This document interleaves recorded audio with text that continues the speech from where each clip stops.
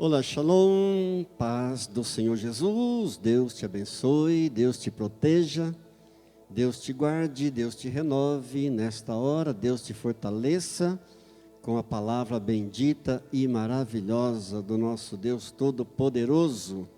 Evangelho de João, capítulo 3, por favor, e nós vamos ler dos versos 22 ao 30. João, capítulo 3, verso 22, diz assim a palavra de Deus: Depois disto, foi Jesus com seus discípulos para a terra da Judeia. Ali permaneceu com eles e batizava. Ora, João estava também batizando em Enom, perto de Salim, porque havia ali muitas águas, e para lá concorria o povo e era batizado, pois João ainda não tinha sido encarcerado. Ora, entre os discípulos de João e um judeu suscitou-se uma contenda com respeito à purificação. E foram ter com João e lhe disseram: Mestre, aquele que estava contigo, além do Jordão, do qual tens dado testemunho, está batizando, e todos lhe saem ao encontro. Respondeu João: O homem não pode receber coisa alguma, se do céu não lhe for dada. Vós mesmos sois testemunhas de que vos disse: Eu não sou o Cristo, mas fui enviado como seu precursor. O que tem a noiva é o noivo. O amigo do noivo, que está presente e o ouve, muito se regozija por causa da voz do noivo, pois esta alegria já se cumpriu em mim. Convém que ele cresça e que eu diminua. Glória a Deus. Querido Pai, querido Deus, mais uma vez abrimos nosso coração, nossos ouvidos espirituais para a Tua santa palavra. Fala conosco mais uma vez nessa noite. Me unge, ó Deus, para pregar a Tua palavra, sem distorcê-la, sem alterá-la, sem modificá-la em nada. E unge cada um dos meus irmãos que estarão recebendo esta mensagem, que sejam fortalecidos, curados, abençoados, ungidos, em nome de Jesus. Amém. Glória a Deus. Bem, o texto que nós lemos fala de mais um testemunho de João Batista. E eu quero compartilhar com você alguns detalhes desse texto. Jesus e seus discípulos foram lá para a Judeia, aonde João Batista estava. Aonde João Batista estava batizando, porque havia lá muitas águas, e o povo estava vindo para ser batizado por João Batista. E Jesus chega lá e começa a batizar também. João Batista ainda não havia sido preso. Todos conhecem a história de João Batista. Foi preso porque confrontou o pecado de Herodes. Foi preso e decapitado. E nesse interim, o verso 26 informa para nós que alguém chega para João Batista e diz para ele: João, tem outro ali batizando mais do que você. E o que estava no coração desse fofoqueiro, ele tinha o propósito de causar inveja em João Batista. Mestre, ele era um discípulo de João Batista. Tem alguém, e esse alguém era Jesus, tem alguém batizando também. E o povo está vindo lá para ele, para ser batizado por ele. está batizando mais do que você. Bem, ao invés de ficar com inveja, ao invés de João Batista ficar enciumado por causa do aumento da popularidade do Senhor Jesus, ele traz aqui um ensino maravilhoso para nós. Aliás, alguns ensinos maravilhosos. Primeiro, no verso 27, ele diz assim: respondeu João: o homem não pode receber coisa alguma se do céu não lhe for dada. Ou seja, Deus é o autor de tudo que nós recebemos. Deus é o dono, é o autor de todas as coisas. Tudo que você tem procede de Deus, veio de Deus. Nós não temos nada que não tenha vindo de Deus, e nós não temos nada que não há de voltar para Deus. Tudo veio de Deus e tudo volta para Deus. Não é estranho que as pessoas se matam por coisas materiais, por bens materiais? A palavra de Deus diz em Lucas, no capítulo 12 e no verso 20: louco, esta noite te pedirão a tua alma, e aquilo que tu tens ajuntado, para quem será? De quem será tudo aquilo que você ajuntou até aqui? Evidentemente que nós não devemos esbanjar as coisas que temos, as coisas que recebemos de Deus, as coisas que conquistamos com luta, com esforço, com o suor do nosso trabalho. Não vamos jogar fora. Mas o que a Bíblia está dizendo aqui: não devemos ser apegados às coisas materiais. Tudo veio de Deus e nada ficará aqui, tudo será destruído. Louvado seja Deus. Segundo ensinamento para nós, do verso 28 ao 29, João Batista deixa muito claro que todo o seu papel era preparar o caminho de Jesus. Então ele diz assim no 28: vós mesmos sois testemunhas de que eu vos disse, eu não sou o Cristo, mas fui enviado como seu precursor. O que tem a noiva é o noivo.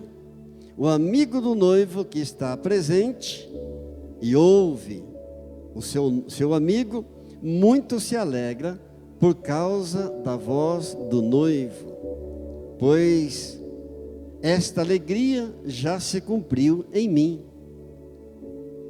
Ele está dizendo: eu não sou o Cristo, eu não sou o noivo é que tem a noiva, eu sou o amigo do noivo. E o amigo do noivo que ouve a voz do noivo, muito se alegra. E essa alegria já se cumpriu em mim.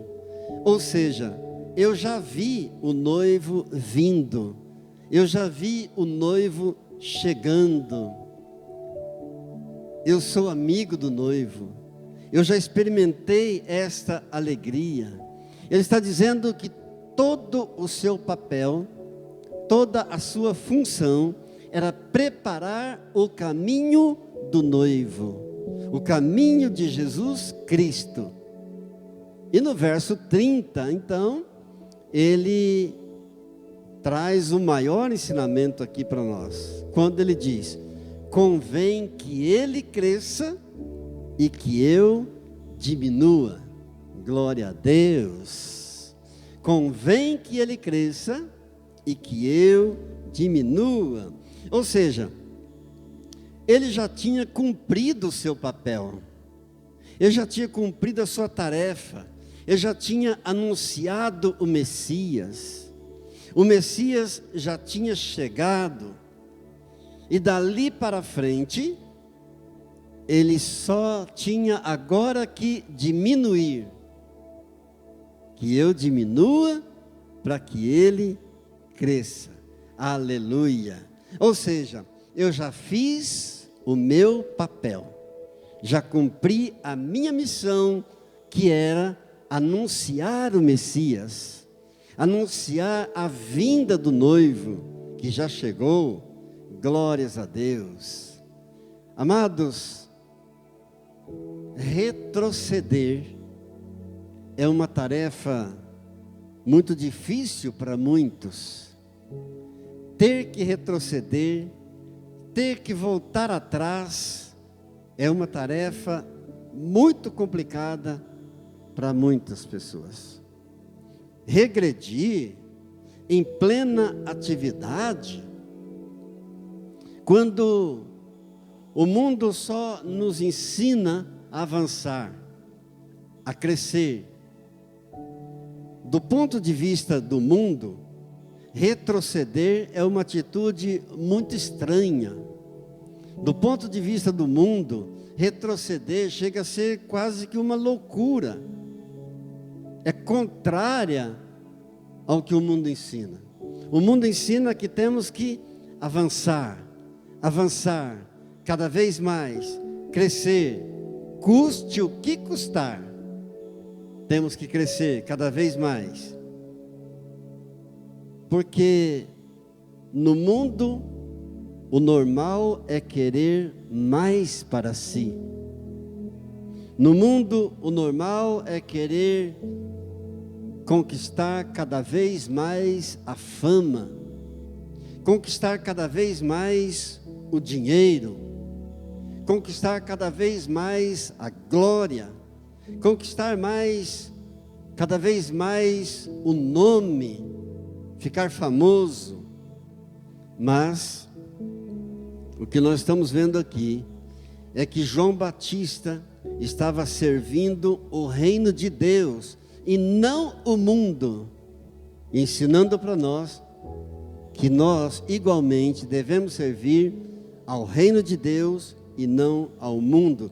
Que exemplo mais maravilhoso, que exemplo excelente para nós aplicarmos a um princípio chamado princípio da diminuição do crente versus o crescimento de Jesus. Convém que ele cresça e que eu diminua. É um princípio, a diminuição do cristão para que Jesus cresça cada vez mais. Todo crente precisa diminuir a sua ambição pessoal, diminuir a sua ganância, o seu desejo por reconhecimento, diminuir a sede pelo poder, diminuir o desejo de receber elogios, perder aquilo que o mundo ensina que deve ganhar, e ganhar aquilo que Deus ensina que devemos ganhar. Isso não significa perder a sua personalidade. Importante você entender isso. Não significa tornar-se alguém insignificante. Não significa tornar alguém desconhecido. Tornar-se uma pessoa desinteressada nas coisas. Não. E você poderia perguntar, pastor, então o que é que significa esse princípio da diminuição do crente versus o crescimento de Jesus? Em suma, é um encolhimento, uma diminuição do ego carnal. Ouça bem as palavras do Senhor Jesus, lá em Mateus capítulo 16, verso 24.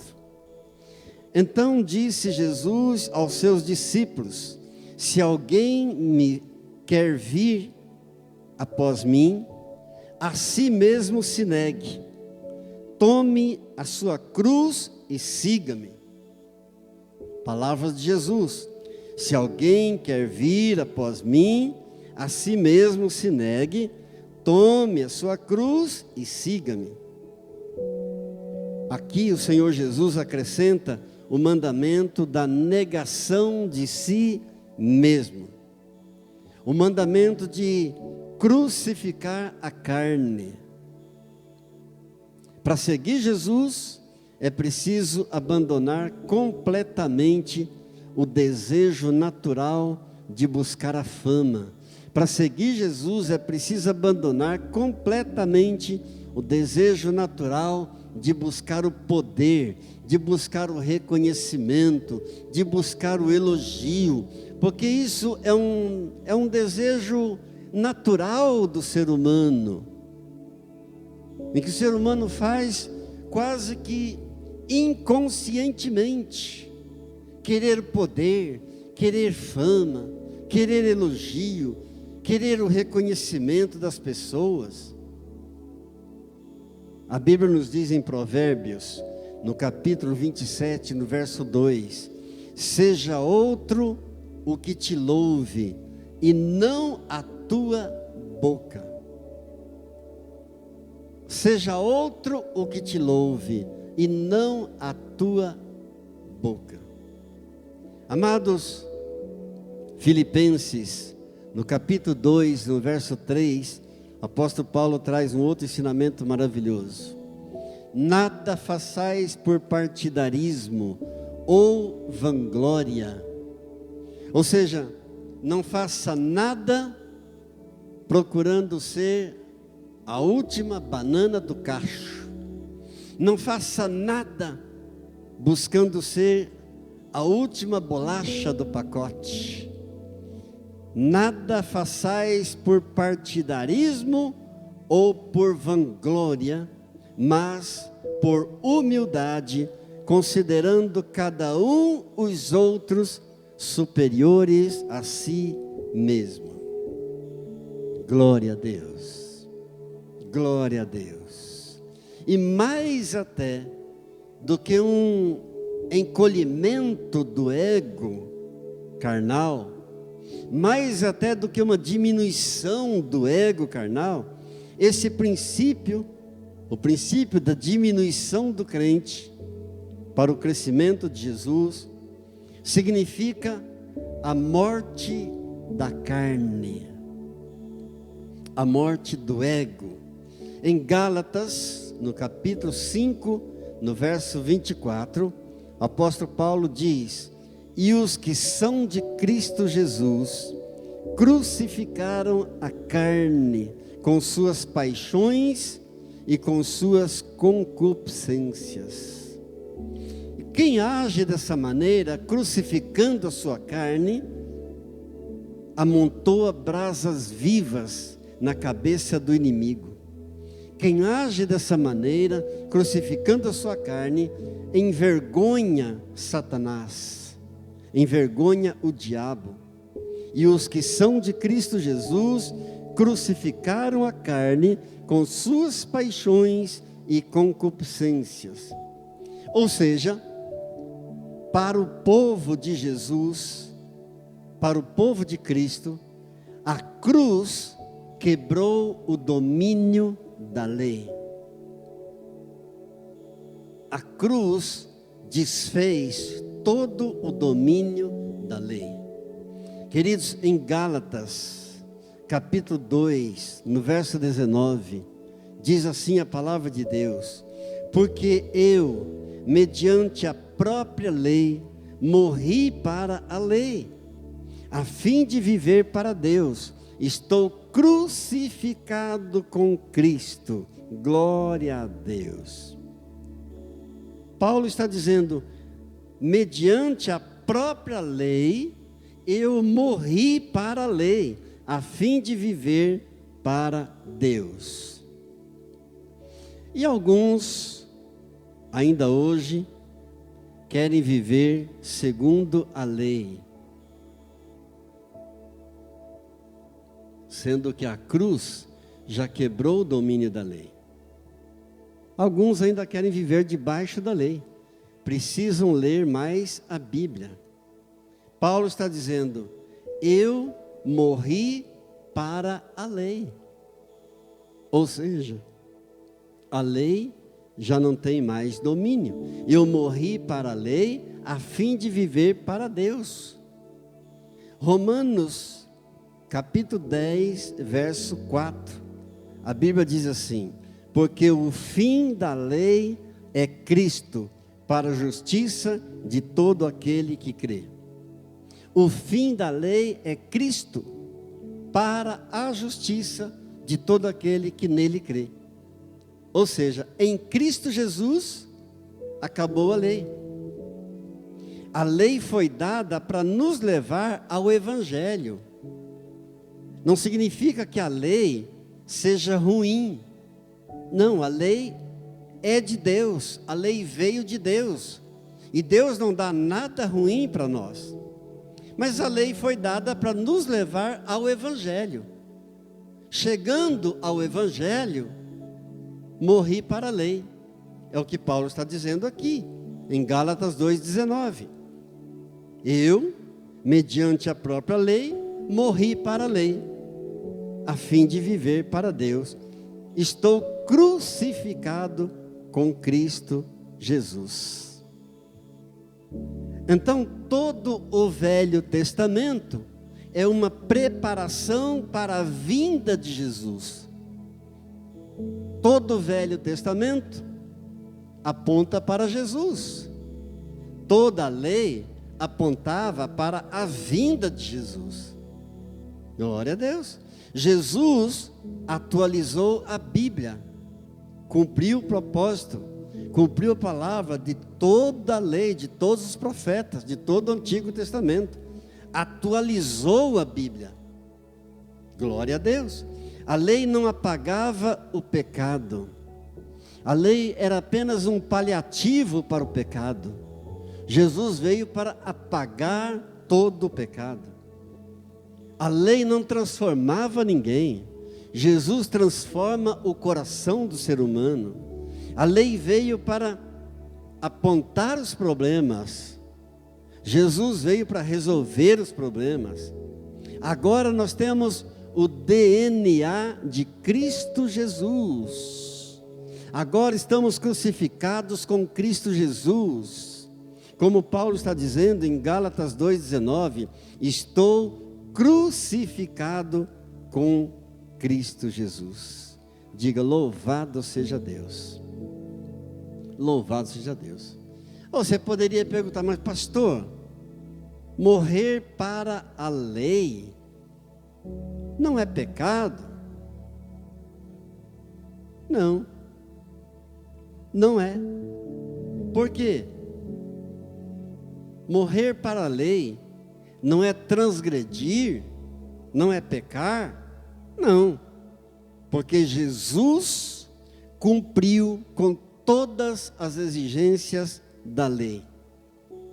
A cruz trouxe libertação para nós. Glória a Deus.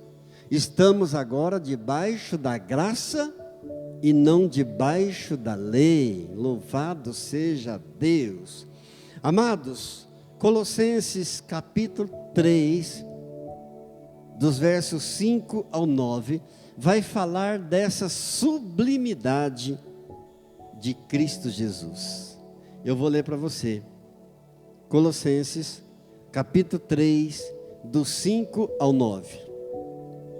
Fazei, pois, morrer a vossa natureza terrena. Eu devo me esforçar para isso. Não adianta eu querer que outros façam isso para mim. Quem tem que fazer morrer a minha natureza terrena sou eu mesmo.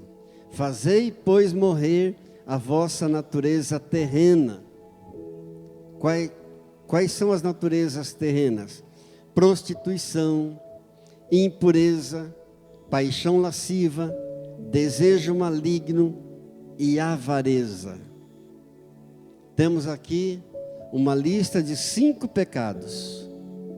4 deles na área sexual e 1 deles na área da ganância. Fazei, pois, morrer a vossa natureza terrena.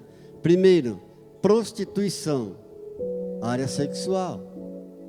Impureza, área sexual. Paixão lasciva, área sexual. Desejo maligno, área sexual. E avareza, área da ganância. Oh, louvado seja Deus. Depois ele continua dizendo: por estas coisas é que vem a ira de Deus sobre os filhos da desobediência. Ora, nessas mesmas coisas andastes vós também noutro tempo, quando vivíeis nelas.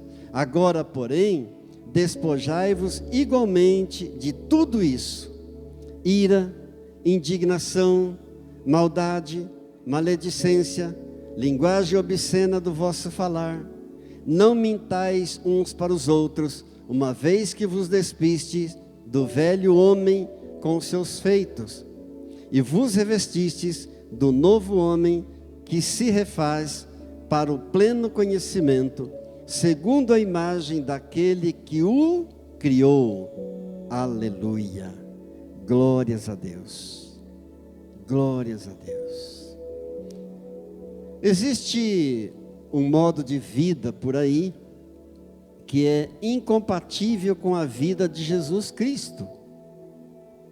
Existe um sistema de vida por aí completamente incompatível com a vida de Jesus, e muitos cristãos estão aderindo esse estilo de vida, mas eles terão uma grande surpresa naquele dia, no dia do Senhor.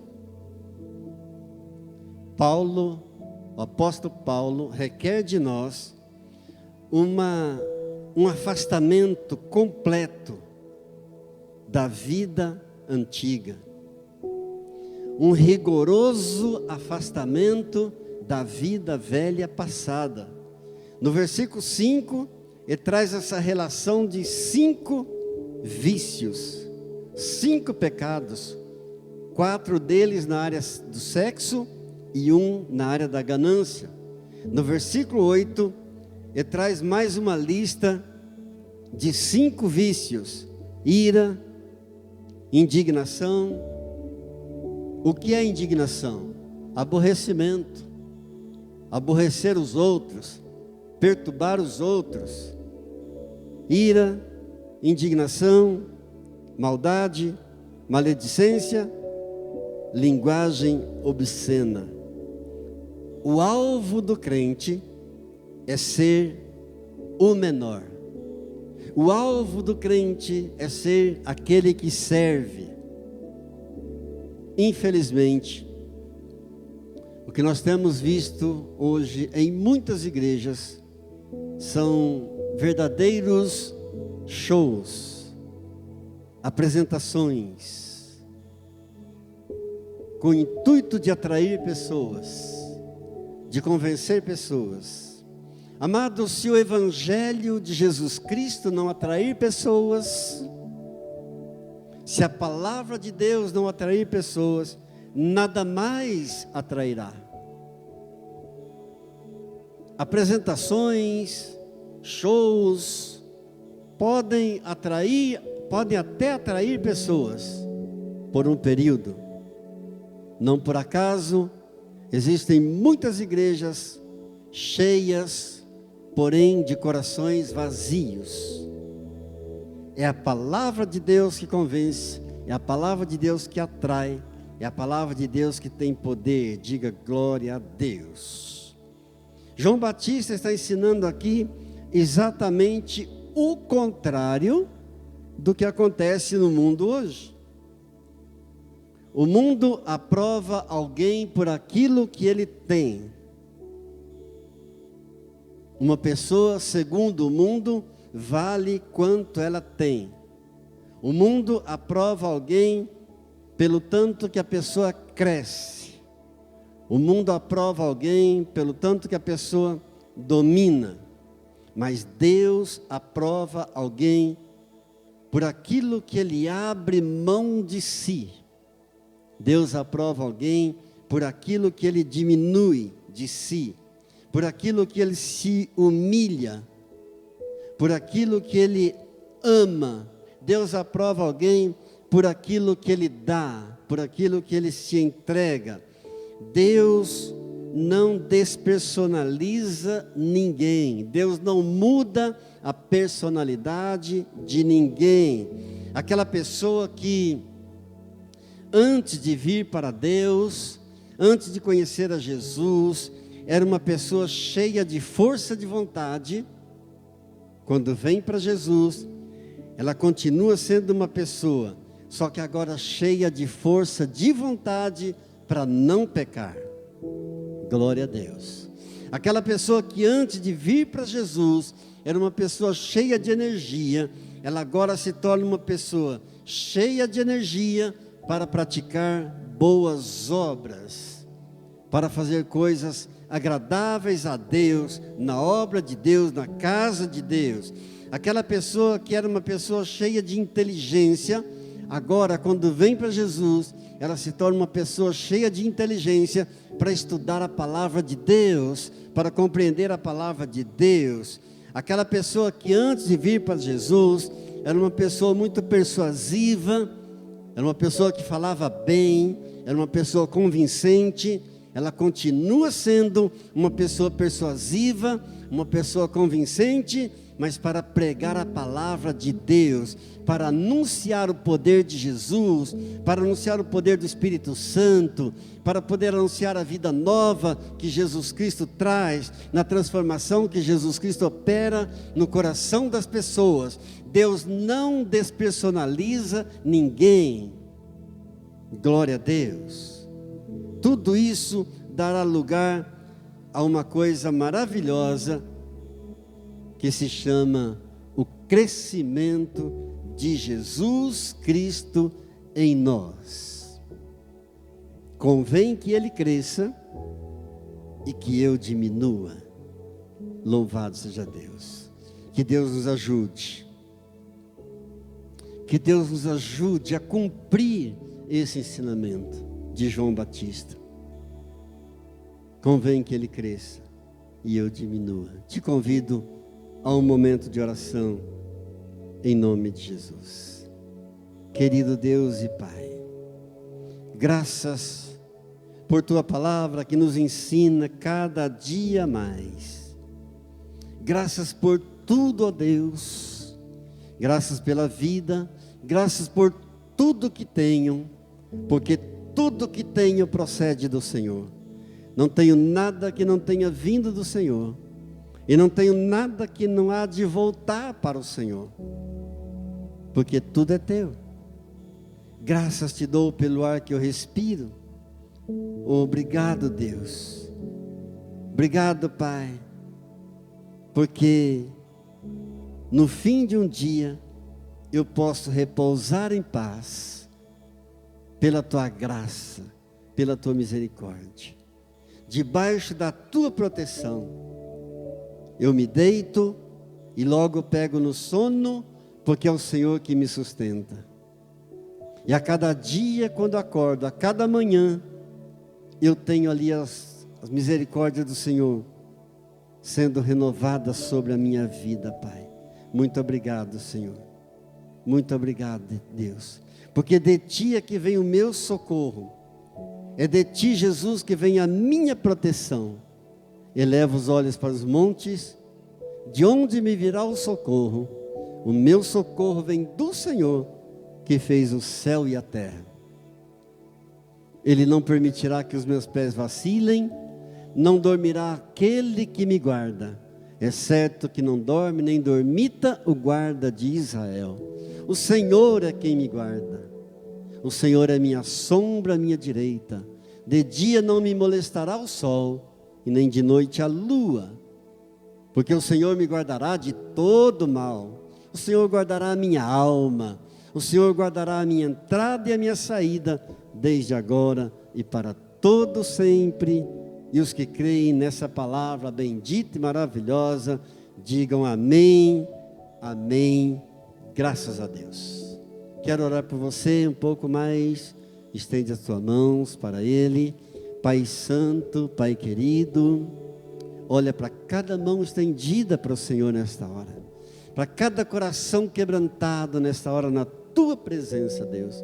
O Senhor conhece cada coração. O Senhor conhece cada necessidade. O Senhor conhece o esforço de cada um em se converter cada dia mais, em obedecer cada dia mais ao Senhor, em ler mais a Tua palavra, em orar mais, em buscar mais o Senhor, com jejum, com orações, com súplicas, com ações de graças. Senhor, eu oro por cada membro dessa igreja, aonde eles estiverem nesta hora, os que estão orando comigo aqui no templo, os que estão em casa, distantes, onde estiverem, sejam fortalecidos também pela Tua graça, pela Tua misericórdia, sejam renovados pelo Teu poder. Ó Espírito Santo, traz a cura aos que estão enfermos, traz a libertação aos cativos, traz a recompensa aos que têm sustentado esta obra através dos seus dízimos, das suas ofertas. Eu os abençoo com paz, com saúde e com alegria do Espírito Santo, em nome de Jesus, amém. O Senhor te abençoe e te guarde. O Senhor volte o rosto sobre ti e tenha misericórdia de ti. O Senhor sobre ti levante o rosto e te dê Shalom. Deus abençoe, em nome de Jesus. Amém.